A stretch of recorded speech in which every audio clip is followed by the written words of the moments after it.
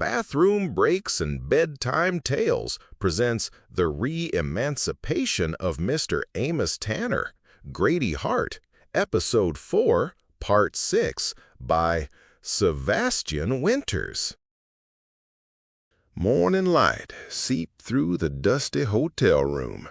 A blade of sunlight cut across Grady Hart's worn boots as he leaned back, arms crossed, hat low over his eyes. Shadows played across his face, deepening the lines etched by years of hard rides, gunfire, and things he kept locked deep. His gaze flickered now and then, a restless energy he couldn't quite tamp down after last night. Across the room, Sam stirred, stretching his legs, boots scraping against the rough-hewn floor. He groaned, rubbing the sleep from his eyes, glancing at Grady with that familiar sidelong look of his. "So," Sam finally broke the silence, his voice quiet but carrying a pointed curiosity. "What happened with the girl last night?"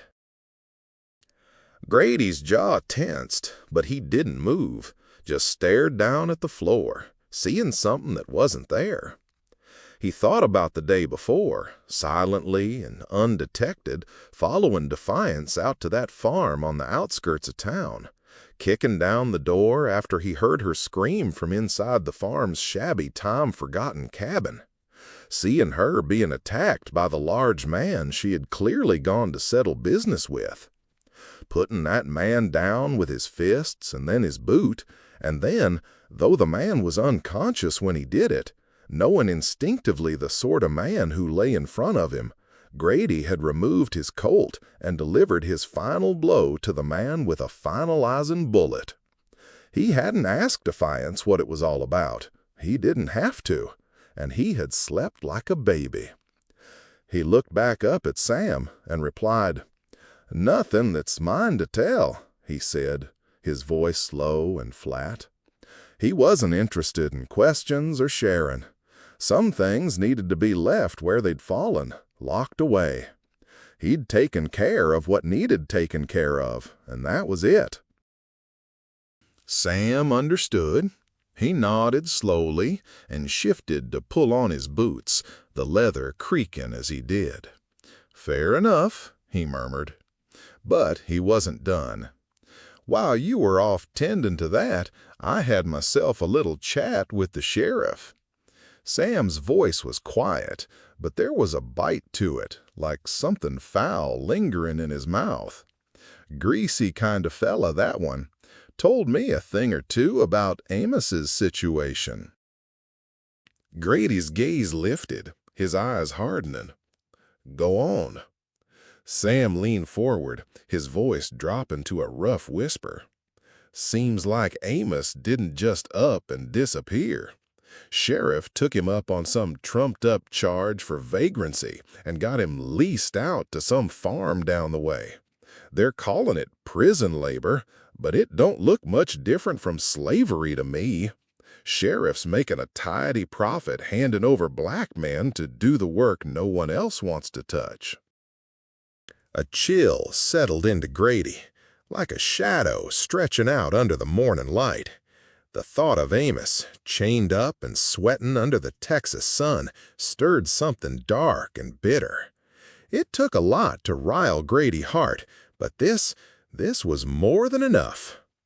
"Grady," Sam said, pleading, "we fought a whole war over this. Why are—" Grady raised a hand to stop him. "We'll take care of it." Sam relaxed. Grady's stomach turned, and then it resolved itself into the steel that had always been its default. He thought about his missing year for a moment, and then put it out of his mind.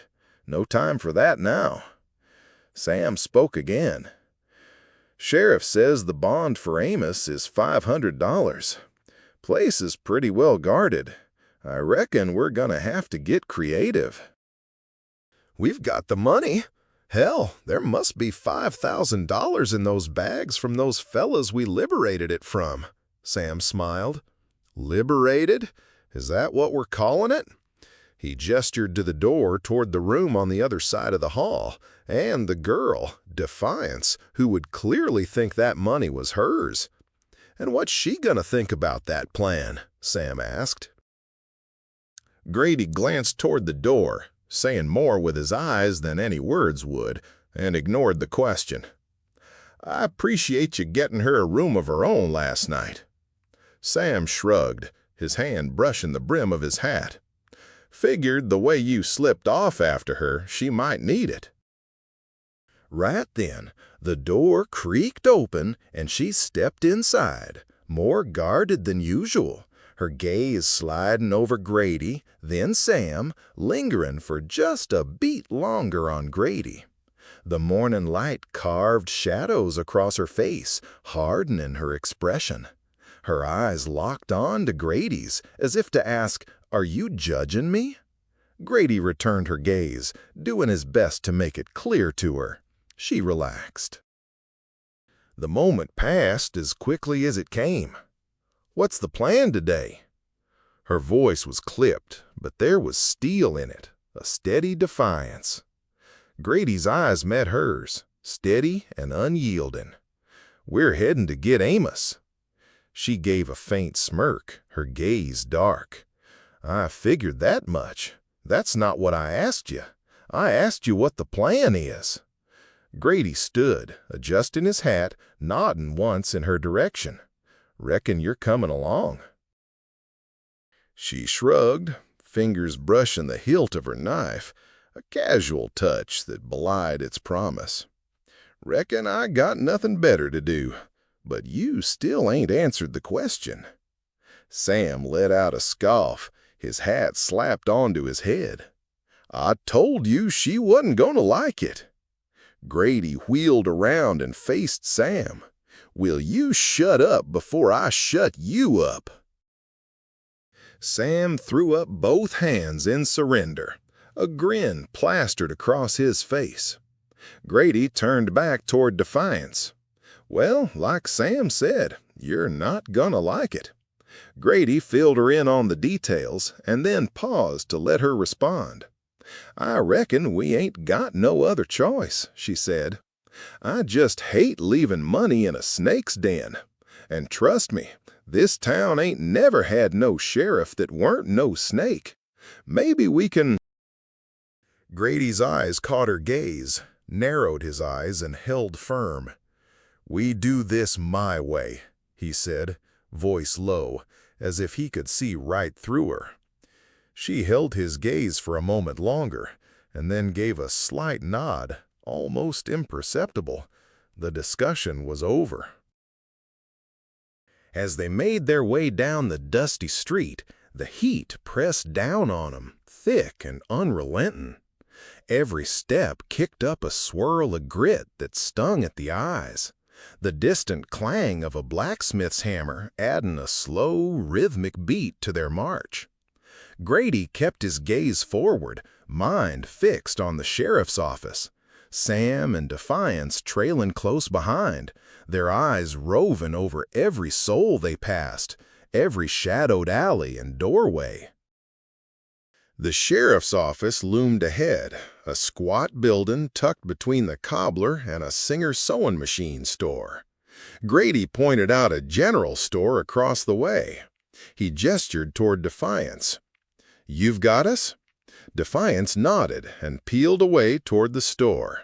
She tied up her mare outside and made her way inside where she would keep watch. Grady watched her walk inside. "You sure that's such a good idea, Grady? Are you sure she's up to it? Want me to wait out here, too?" Grady turned abruptly and locked eyes with Sam.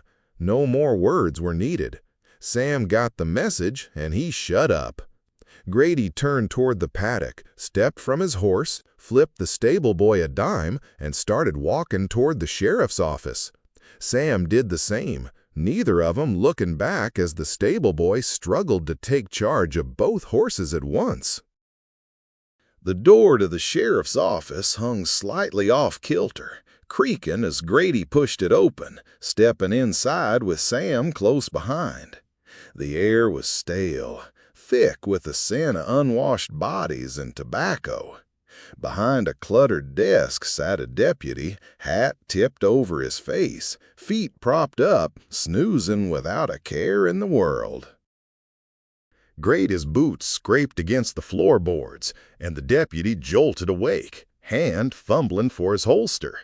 His eyes went wide, taking in the sight of the war-hardened pair of them, especially Grady's cold, hard stare. "Sheriff in?"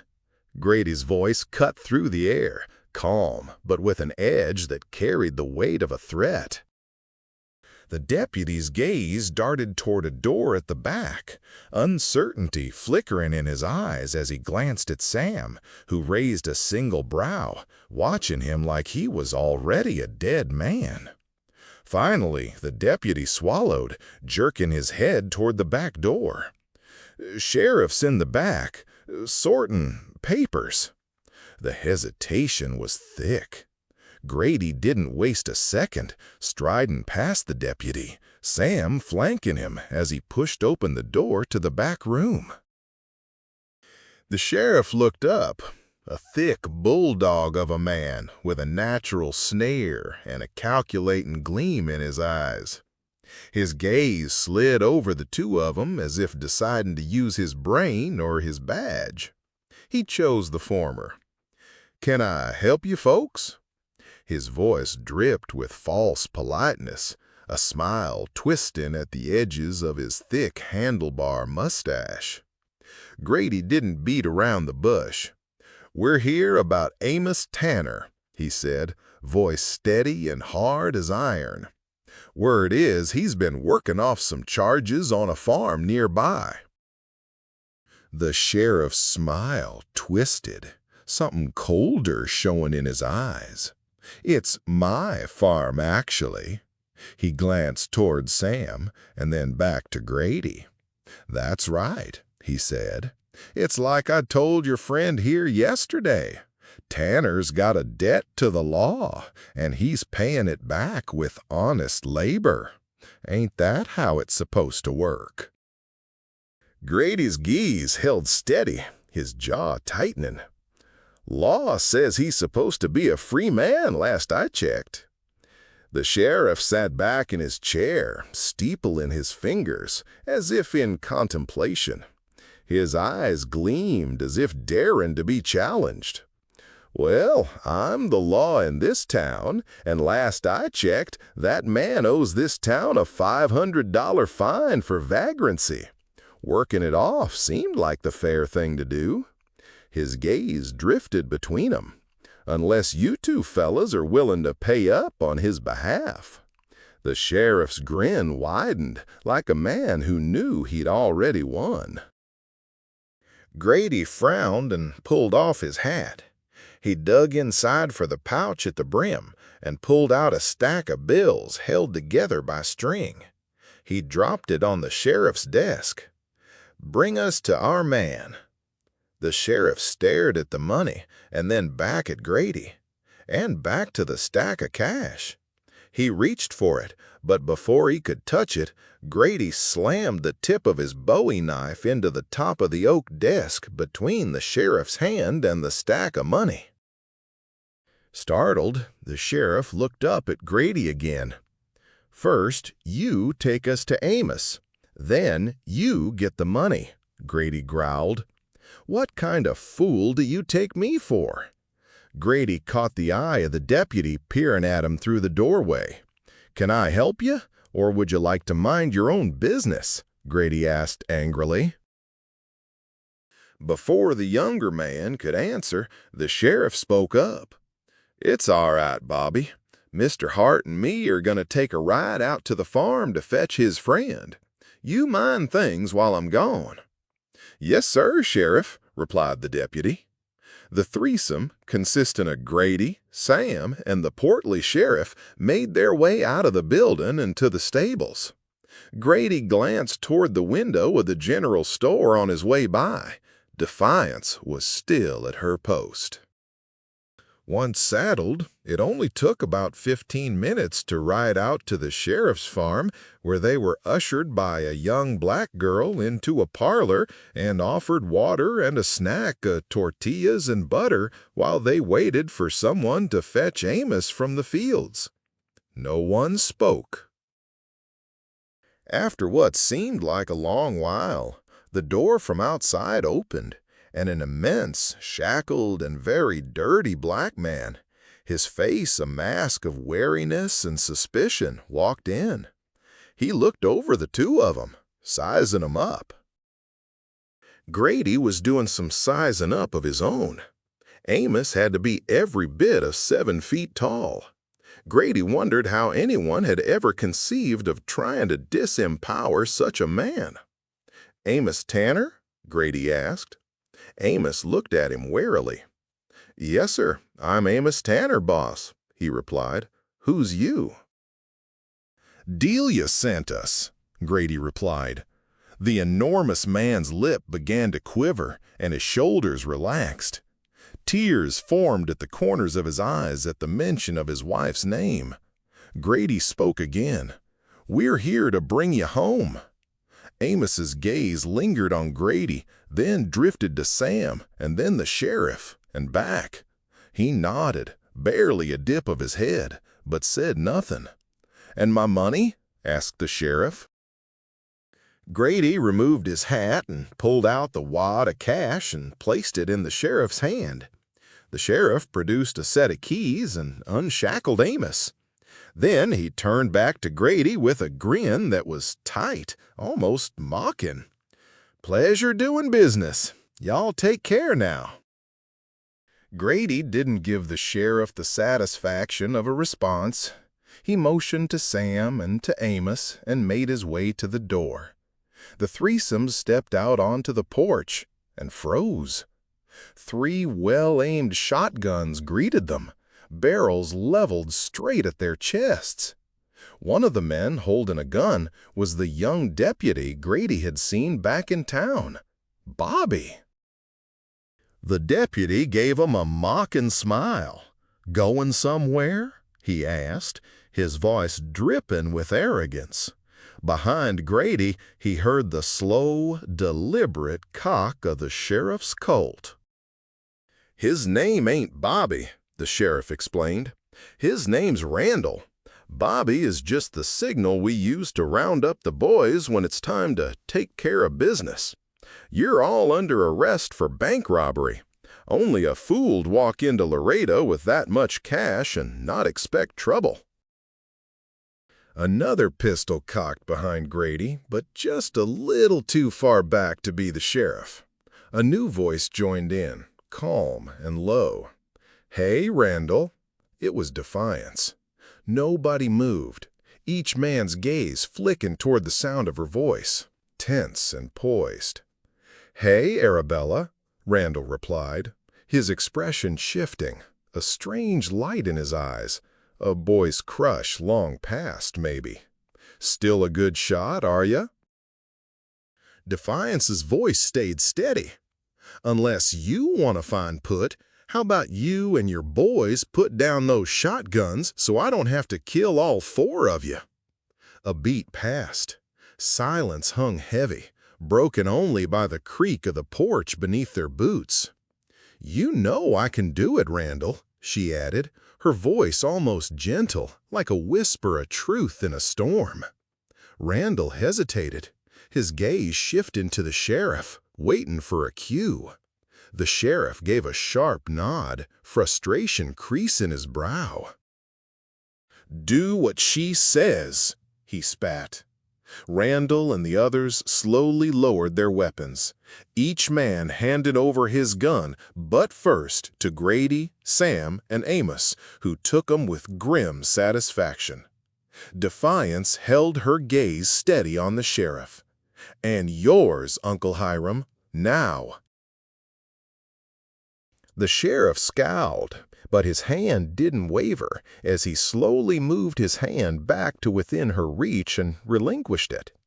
She reached behind him and took another gun from his backup holster.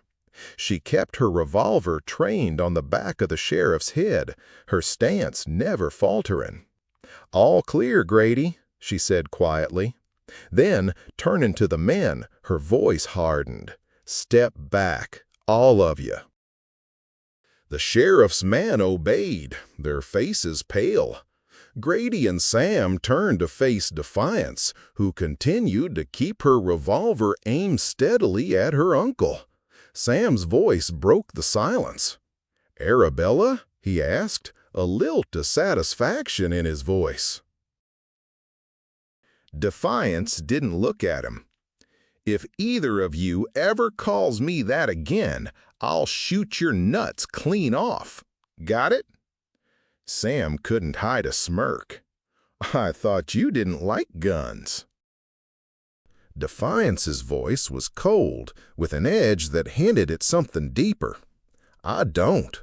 That don't mean I haven't won every shooting competition I've ever been in." One of the sheriff's men opened his mouth to say something. "Arabella, what?" was all he got out. Defiance's revolver fired, a single shot to his left eye. He fell to the ground, dead before his body hit the porch. "My name is Defiance," she said, her voice flat, as if nothing had happened. She turned her attention to the remaining man. "How many slaves you got working out here?" The man gulped, eyes wide. They're not slaves, ma'am. They're prisoners." She leveled the gun and, without a second's hesitation, fired into his forehead. He crumpled, silent and still. Defiance turned her gun to Randall, her voice soft but laced with steel. "How many?" Randall's face was pale as he stammered, 15. She cocked her gun again, gaze unrelenting. 15? His voice shook. "Yes, 15. I swear it." Her eyes narrowed. "Including that girl you tied up in town?" Randall nodded, a slight dip of his head, his face twisted in shame. But Defiance wasn't looking for an apology. She fired. Randall's body slumped, lifeless, joining the others on the ground. Gun still in hand, she stepped forward to face her uncle. His mouth opened, as if to say something, but he fell silent, knowing any words would be useless. She cocked the gun, pressing it firmly against his chest. "Do you remember all the chances you had to save Mama from that man? To save me?" Hiram's face was blank, but a flicker of guilt passed through his eyes. He swallowed, the weight of unspoken memories hanging heavy between them. Grady spoke up, his voice low. "Defiance?" She didn't look back. "Stay out of it, Grady. This is family business." Grady backed away. The sheriff's gaze met hers one last time, defiant even at the end. "Arabella, She pulled the trigger. Handing her pistol to Grady, she turned, her voice calm. "There's a bathtub upstairs, and I intend to have a nice soak before we leave here." Grady and Sam and Amos all stood slack-jawed for a moment, unsure what came next. "Well, y'all go let those people free, will you?" she said. She turned back toward the house. She took 2 steps and wheeled back around. "What are y'all waiting for?" Sam and Amos turned their attention to Grady. He locked eyes with Defiance and then shrugged. "Do what she said. Go let those people free." He turned back toward Defiance, questions clear in his eyes. She held up her hands as if to tell him to leave it be. She lowered her voice. "We'll talk more about it another time," she said. "For now, how about you go back to town and see about where Randall lives? You'll find that 15th girl we talked about tied up somewhere there. I'm gonna go have that bath. I think I earned it." Grady wasn't often surprised by people, but this time he was genuinely shocked. He considered demanding that she start answering questions right then instead of later, but he knew instinctively it would do him no good. He turned to go, but then turned back. "Since I'm gonna be in town, what size dress do you want?" he offered. She frowned. "What are you, my daddy?" "I'm only offering once," he said, a hint of a growl in his voice. "I don't know, Grady," she replied. "It depends on what size dress you want me to shove up your ass."